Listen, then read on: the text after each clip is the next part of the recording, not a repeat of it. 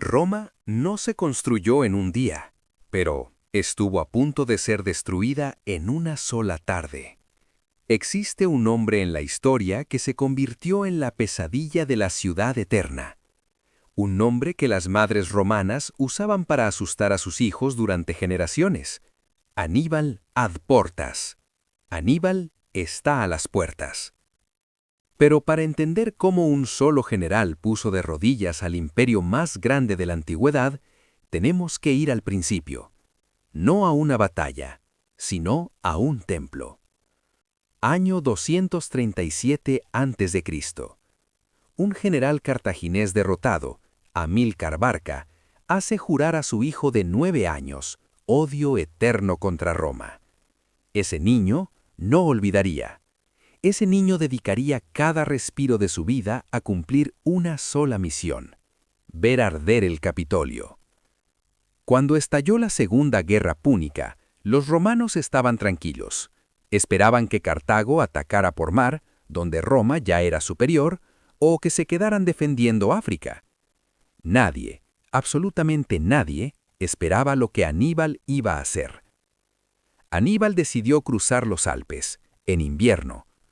Imagina mover un ejército de 50.000 infantes, 9.000 jinetes y 37 elefantes de guerra a través de montañas congeladas, rodeado de tribus hostiles que te lanzan rocas desde las cimas. Fue una marcha suicida. El frío, el hambre y los desprendimientos mataron a casi la mitad de su ejército antes de ver siquiera a un solo romano. Pero cuando los sobrevivientes bajaron a las llanuras de Italia, Roma entró en pánico. El enemigo no estaba en África, estaba en su patio trasero, y tenía elefantes. Aníbal destrozó a las legiones en el río Trebia, las emboscó en el lago Trasimeno.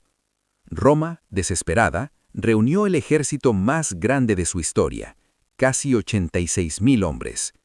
Su plan era simple: aplastar a Aníbal por pura superioridad numérica. El encuentro se dio en Canas, y lo que ocurrió allí todavía se estudia hoy en todas las academias militares del mundo. Aníbal tenía menos hombres, mucho menos, pero tenía cerebro.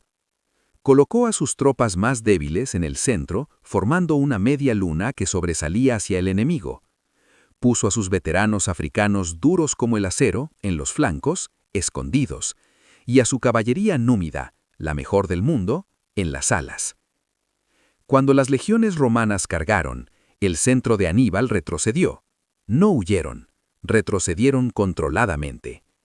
Los romanos, cegados por la sed de sangre, se empujaron unos a otros para entrar en la brecha, creyendo que la victoria era suya. Sin darse cuenta, se habían metido en la boca del lobo. De repente, la trampa se cerró. Los romanos estaban tan apretados que ni siquiera podían levantar sus espadas. Lo que siguió no fue una batalla, fue una carnicería industrial. Durante horas, el ejército cartaginés masacró metódicamente a las legiones atrapadas. Se dice que ese día murieron más de 50.000 romanos. La aristocracia de Roma, senadores, cónsules, aniquilados en una tarde. Fue la derrota más sangrienta en la historia de Roma. Aníbal había logrado lo imposible. Roma estaba abierta, indefensa. El camino estaba libre.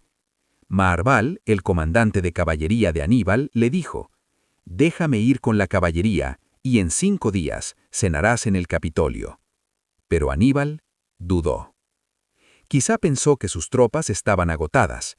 Quizá pensó que Roma se rendiría sola ante tal horror. Maarbal, furioso, le dijo la famosa frase: «Aníbal, sabes cómo ganar una victoria, pero no sabes cómo usarla». Ese momento de duda le costó la guerra. Roma no se rindió. Roma se adaptó. Se negaron a pelear con Aníbal en campo abierto. Y entonces surgió un joven general romano que estudiaba a Aníbal obsesivamente: Escipión, llamado después el Africano. Escipión hizo algo brillante. No atacó a Aníbal en Italia, invadió Cartago, en África. Obligó a Aníbal a volver a casa para defender a su pueblo. El duelo final fue en Sama. el alumno contra el maestro. Y esta vez, los romanos tenían su propia caballería y sabían cómo espantar a los elefantes. Aníbal, el invencible, fue derrotado. Cartago se rindió. Aníbal pasó el resto de su vida huyendo de los espías romanos que lo buscaban obsesivamente por todo el Mediterráneo. Finalmente, años después, acorralado en una pequeña fortaleza en la actual Turquía, decidió tomar veneno antes que darles el gusto de capturarlo. Sus últimas palabras fueron una burla final. Liberemos a los romanos de su larga ansiedad, ya que no pueden esperar a la muerte de un anciano. Cartago fue destruida y borrada del mapa años después, pero la ironía es que al destruir a Aníbal, Roma se vio obligada a mejorar su ejército, sus tácticas y su estrategia hasta convertirse en la máquina de guerra perfecta que conquistaría el mundo. Sin Aníbal, quizás Roma nunca hubiera sido un imperio. Si te ha gustado esta historia de estrategia y poder, suscríbete a Crónicas del Mundo. En el próximo video viajaremos al otro lado del mundo para conocer a los imperios que nacían mientras Roma sangraba.